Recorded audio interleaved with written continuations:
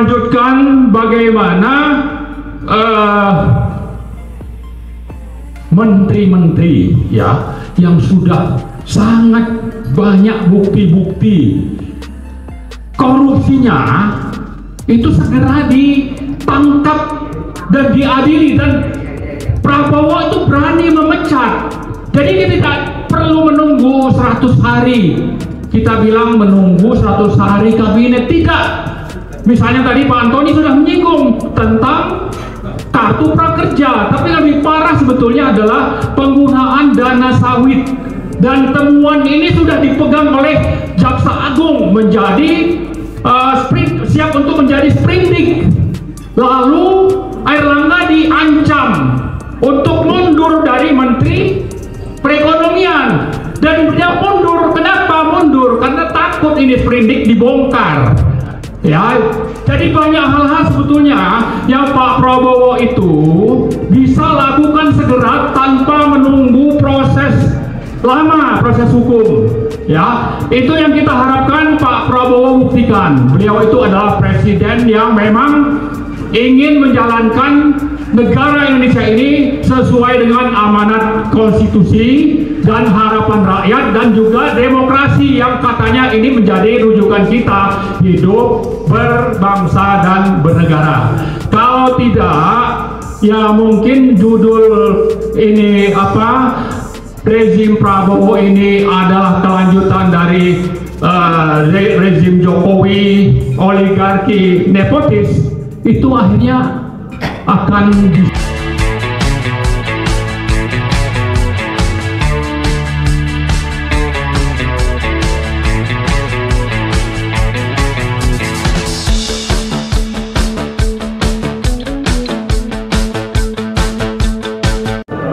ada beberapa hal.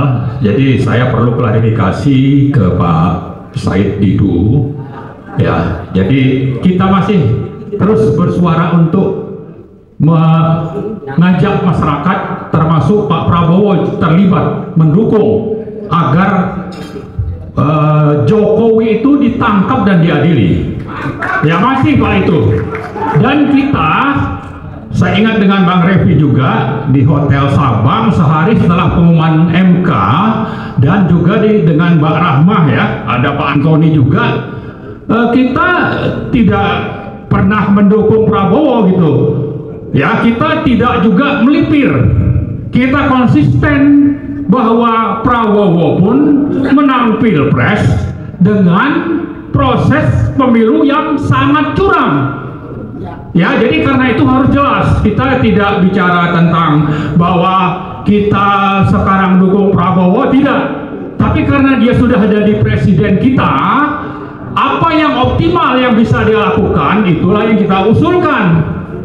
Kalau memang tidak bisa, kami dari petisi 100 mengajak, karena ini dijamin juga oleh konstitusi, mengajak seluruh rakyat untuk dua-duanya itu diturunkan. Ya, dengan apa? Dengan revolusi. Ini harus supaya dipahami, itulah posisi kita. Yang kedua, sebetulnya ada sekitar 48 peraturan PP, Kepres dan sebagainya yang dikeluarkan oleh Jokowi menjelang lengser. Ini ditambah tadi yang disebut oleh Bang Refli ada 5. Ini saya kira sesuatu yang perlu segera dibatalkan ya. PP apalagi Kepres oleh siapa? Oleh Prabowo, karena ini banyak hal-hal yang strategis yang antara lain untuk melanggengkan yang namanya rezim oligarki nepotis warisan dari Joko Widodo Mulyono. Karena itu, dan ini sebenarnya dilarang oleh undang-undang, ini tidak demokratis, ini sudah menggunakan kekuasaan otoriter oleh Jokowi, maka 40-an peraturan dan Kepres itu harus segera dibatalkan oleh Prabowo. Kalau memang benar ini dia adalah presiden pilihan rakyat dan sesuai dengan Sabta Marga yang kata itu ada 7 sumpah sebagai tentara, tunjukkanlah itu. Nah, yang terakhir, saya kira kita perlu untuk melanjutkan bagaimana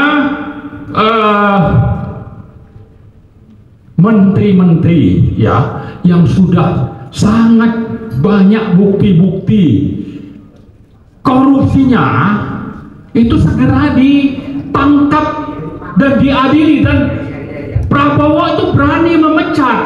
Jadi kita tidak perlu menunggu 100 hari. Kita bilang menunggu 100 hari kabinet, tidak. Misalnya tadi Pak Antoni sudah menyinggung tentang kartu prakerja, tapi lebih parah sebetulnya adalah penggunaan dana sawit, dan temuan ini sudah dipegang oleh Jaksa Agung menjadi siap untuk menjadi sprindik. Lalu Airlangga diancam untuk mundur dari Menteri Perekonomian, dan dia mundur. Kenapa mundur? Karena takut ini sprindik dibongkar. Ya, jadi banyak hal-hal sebetulnya yang Pak Prabowo itu bisa lakukan segera tanpa menunggu proses lama, proses hukum. Ya, itu yang kita harapkan Pak Prabowo buktikan. Beliau itu adalah presiden yang memang ingin menjalankan negara Indonesia ini sesuai dengan amanat konstitusi dan harapan rakyat, dan juga demokrasi yang katanya ini menjadi rujukan kita hidup berbangsa dan bernegara. Kalau tidak, ya mungkin judul ini rezim Prabowo ini adalah kelanjutan dari rezim Jokowi, oligarki nepotis, itu akhirnya akan bisa terwujud. Tapi kita tidak mengharapkan itu. Ini hanya judul. Dan kalau sampai tetap berlanjut, maka saya mengajak kita semua untuk ikut bersama-sama menggalang yang namanya people power untuk kedua pemimpin itu, ya. Prabowo dan Gibran Fufu Papa segera dilengsarkan dari pimpinan di Indonesia. Terima kasih. Assalamualaikum warahmatullahi wabarakatuh.